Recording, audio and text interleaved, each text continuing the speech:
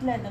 అది ఒక సానా ధ్యానం చేసి జ్ఞానం వచ్చినోళ్ళకి మాత్రము ఆ ఒక జ్ఞానం ఉంటుంది ಹೊರತು మనట్లా సామాన్యులకి అవంతా ಗೊತ್ತలేకుండా విషయము.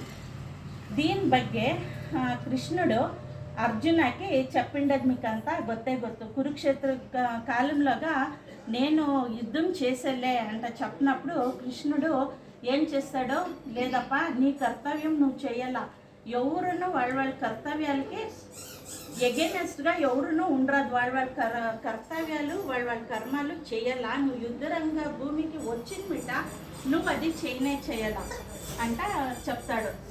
అందుకే అర్జున చెప్తాడు, అయ్యో వాళ్ళంతా నేను చంపెట్టి ಯಾವ పార్టీ కట్టుకుంటున్నావు అంట అంటే చెప్తాడు,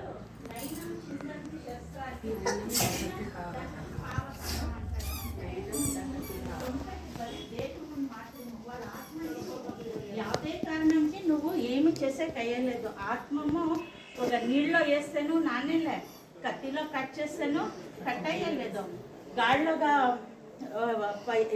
గాలి ఎంత జోరుగా వస్తుందో దానికి ఏమయ్యలే. ఆ తర ఎప్పుడు స్థిరంగా ఉండేది ఈ ఆత్మ. నువ్వు దాన్ని ఏం చేసేకు అయ్యలేదు.